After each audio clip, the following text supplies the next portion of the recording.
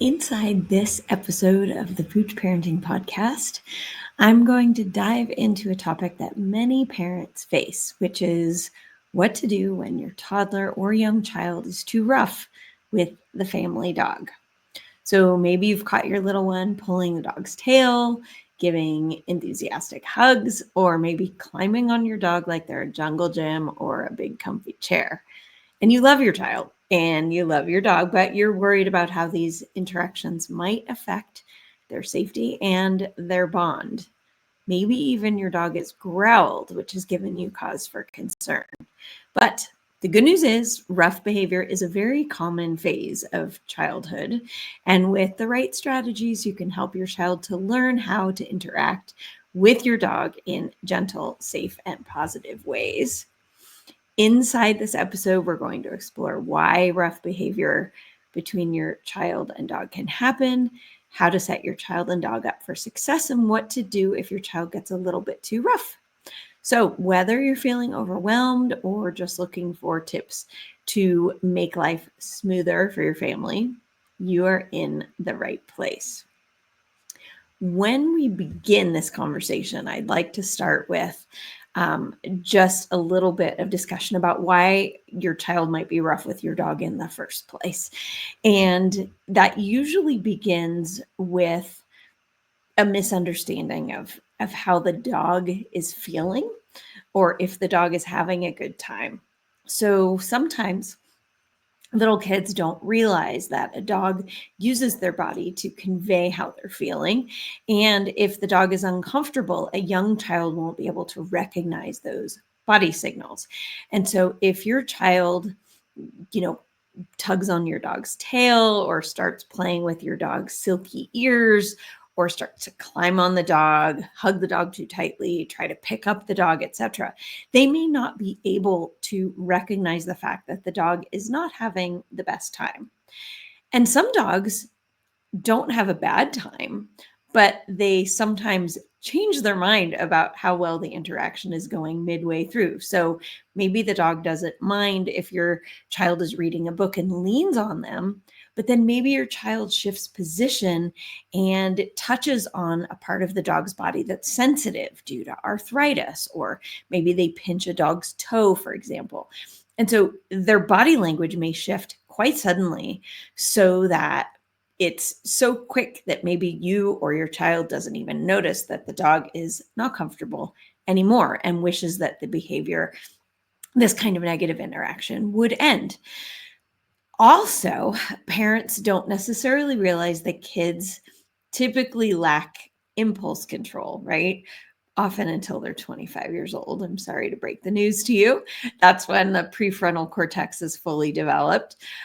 So it is very normal for young children to be in a developmental stage where they are experimenting and exploring. I like to think of kids as little scientists where they test the boundaries and they always do things to see what the consequence may be. What will happen if I poke the dog in the eye? What will happen if I stick my finger in the dog's nostrils? Wow, that tail looks fun. Maybe I can pull it, right? So what we have to do oftentimes as parents is we have to sort of set the stage. Not only do we have to model appropriate behavior from our end of things, but we also need to step in and we need to say, you know what, I can't let you do these things. And so that means that we need to use sometimes management or other physical boundaries such as baby gates and pens to help us to manage our child who moves so fast in our household, right? Parents are often surprised when their babies become mobile at how quickly they can move through the house. And your dog is adorable, and your child knows your dog is adorable. And so they often want to interact with your dog. And if you have your back turned, even for a second, sometimes your child is over at your dog before you even know it, maybe leaning on them, maybe grabbing them. And that can be really hard on a dog who's sensitive or anxious or ouchy with arthritis or tired or resting. A lot of dogs just don't want to be bothered, right? So those are a number of reasons why sometimes this behavior can happen. Now, rough handling of dogs is a problem for a lot of reasons, some of which are pretty obvious, but I'm going to state them here anyway, just to be really clear with you. We have risks, right? There are risks that the dog will growl, snap, bite your child, which of course could physically harm your child, which would be terrible. Can also damage trust between the dog and child. It can impact how safe your child feels around your dog, and it can impact how safe your dog feels around your child. Did I just say that? How safe your child feels around the dog and how safe the dog feels around the child. Both of those, right? So we want to make sure that we are trying to set up your kids and dogs to have a really strong, trusting bond over time, and not to have a bond that is damaged because the dog doesn't feel safe or the dog is expressing its discomfort and then your child no longer feels safe. Now, one thing just to mention is that if we react in a really extreme way, which is very normal, by the way, we run over, no, no, no, or stop it, or bad dog, or things like that. Sometimes those are instinctive behaviors. We can scare the dog even more, and we can scare your child even more, right? Sometimes such an extreme reaction out of us might make our dog think the child is something they really need to fear and be worried about. And that is not the kind of reaction that we're trying to promote in our dog. So if it's at all possible, try to react calmly. Thank the dog. Wow, you look pretty stressed. Let me help you. Move your child away, right? The calmer you are during these kinds of interactions, the more you can support your dog into not thinking your child is a threat, and the more you can support your child in coming up with an alternate behavior that they can do instead. We also don't want the child to freak out because of the dog's reaction. And we need to help the child over time. This is a very long, slow process. Making better choices. Now, I want to encourage you not to trust your dog, and I want to encourage you not to trust your child. They're not going to be capable of making good choices, and your dog has every right to have a big response if they're uncomfortable. Because if we're ignoring how their body language is telling us they're feeling, then they're going to escalate their response. So if they're looking surprised, or they're giving their child side eye, or they're yawning or licking their lips or trying to leave, and we don't recognize those things, your dog may escalate to a growl or even a bite. So we need your dog to feel supported in those types of situations so they can look to you for support instead of feeling like they need to take matters into their own hands. Now, again, there are a lot of ways to set our toddlers and young kids up for success around dogs. I mentioned some of these before. Separation is a really big one. If you're not really sitting in between your dog and child, you're not super paying attention. Maybe you're busy doing all the millions of tasks that are involved with parenting. Maybe you're just trying to relax, put your feet up, scroll on your phone, make dinner, fold laundry, do whatever. Then using barriers like baby gates or playpens might be a good strategy so that you can actually do the task at hand without worrying that you don't have eyeballs on the back of your head, right? Supervision is something that is often misunderstood. And sometimes parents call me or book an emergency appointment and say, oh my gosh, my dog bit my child, often in the face, especially toddlers. Dogs' mouths and toddler height are often at the same level. Sometimes parents are just so upset because the dog seems really uncomfortable around their child. And oftentimes they'll say, this happened while I was in that room. I was right there, right? When this happened. I can't believe it happened. I was sitting right there and I still couldn't respond in time, right? So supervision is not the same as not leaving kids and dogs alone together. It goes way deeper than that, right? You need to really be participating in the activities that they are doing together. It means putting your body between your dog and your child.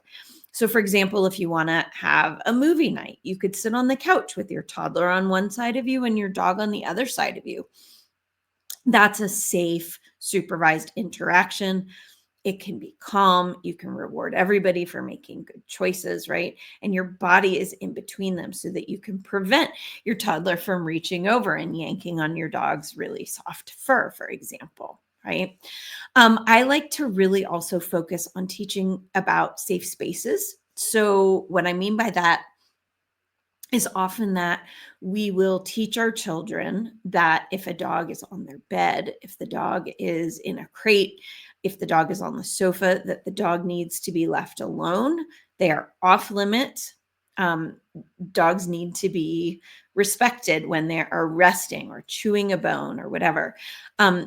So it is really important that we help our children. We model this over and over and over again. Oh, the dog is resting. We're going to leave the dog alone, right? Now, again, you can't trust your toddler to remember that rule because the dog is cute and the dog looks so soft and your child wants to pet the dog. So sometimes I'll even encourage my clients to put a pen around the dog's favorite chair where they're resting, or a pen around the dog's bed. Older children, you can use strategies such as putting up visual barriers like poster boards, or putting a blue painter's tape on the floor around a chair and say, oh no, you can't cross the hot lava. The dog is in there and you're not allowed to cross it or you're going to get burned, right? So older kids can have a better imagination and they really like stories to help them remember what the rules are.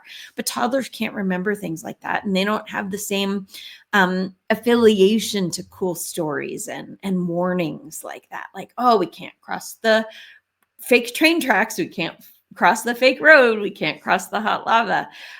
Toddlers don't really know what that means. So we really have to use physical barriers to help prevent them. So those are just a few examples of setting them up for success around each other, but really actively creating these safe spaces to prevent an accident from happening. Now, you need to manage your own expectations, right? It is really important for you to have realistic boundaries about what your dog can handle, right? If your dog is older, if your dog is sick, they're not going to be patient as much as maybe a young, healthy dog who loves your children more than life itself. I don't want to encourage you to expect that your dog is going to, quote, tolerate your child. I mean, yes, of course, we all kind of want your dog to tolerate your child, but I think tolerate your child is a big ask. We want your dog to be happy, and they shouldn't have to put up with things your kids dish out. That's just disrespectful and rude. We do want your dog to be polite, but if we're concerned that your dog might not be able to be polite because they don't feel good, or they're tired, or they're sleeping, or they're eating, then we need to step in. We need to be realistic about the boundaries and what we can expect from our dog. And we need to say, let me help you not mess this up. I'm going to put you behind a barrier so that you can't have a big reaction when my child is just being a regular kid, right? You need to avoid placing your dog in situations where rough handling might happen. So one thing that is really helpful, again, and I mentioned this before, is that we really do need to model for toddlers and young kids how to be gentle with dogs. And ways that we can do that, we can read books to our children. You're probably reading bedtime stories anyway. I have some favorites in there linked in the show notes.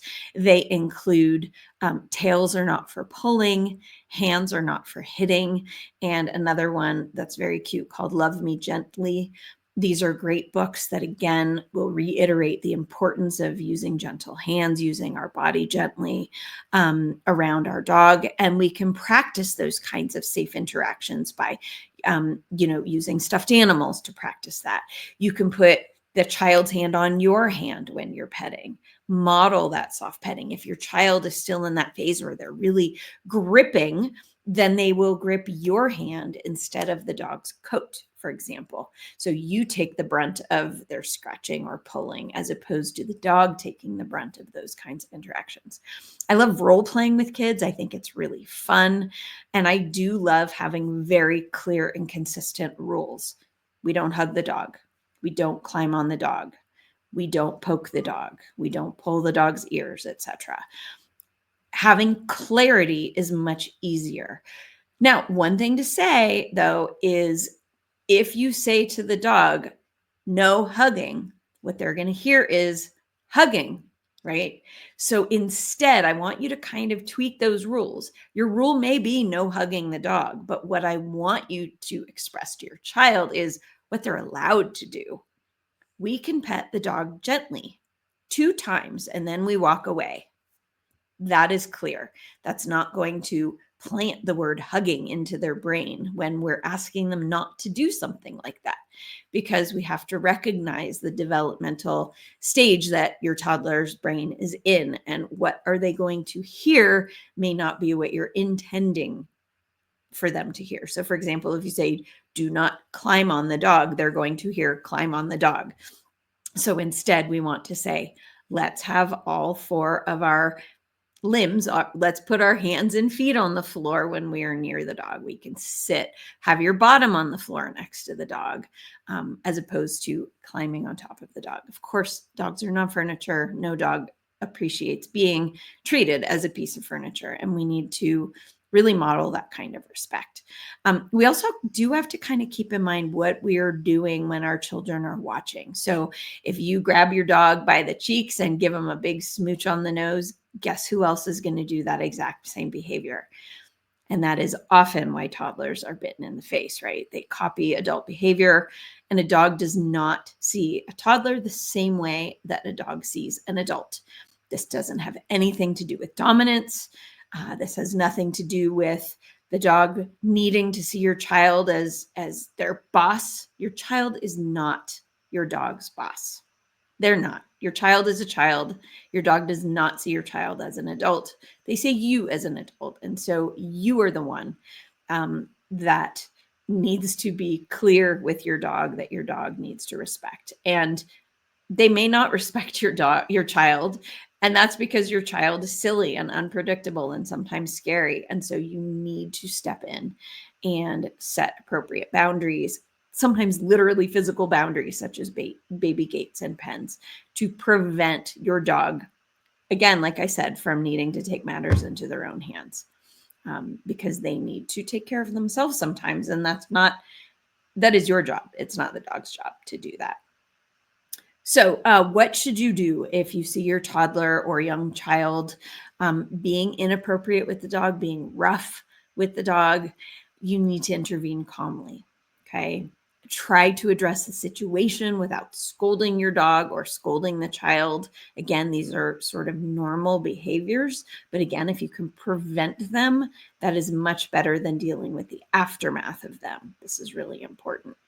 It really helps to offer alternative outlets for your child's energy. So you can have sensory activities. If your child really wants to feel the dog's coat, what else can you provide to your child that will give them that same sensory experience? Can you go to the fabric store together? Get pieces of fuzzy material. Can you get touch and feel books for your child, or other kinds of physical things that your child can hold and manipulate in their hand? Stress balls and squishies are also great, options for things like that, so that they're not using your living dog as a squishy or something to pet, right? We want them to be petting things that won't bite them if they do it too rough. I do have a free guide. It's linked here in the show notes on how to help your kids to be kind and gentle with your dog. So I'd encourage you to go ahead and download that for free. The link again is in the show notes. You can get that at poochparenting.net/episode 87. It's also in the show notes of your favorite podcast listening player, probably where you're listening to this right now. So I hope that you found this helpful. I do just kind of want to normalize the fact that kids are often rough with dogs, and that's a normal phase. Your child is really trying to figure out the world, but please don't let them do that at your dog's expense. I hope you found this helpful. I hope it gave you some other ideas. Feel free to write to me, send me questions, reach out, and let me know if there are other podcast topics that you might want to hear about. And I would love to hear from you. Thanks so much. Take care.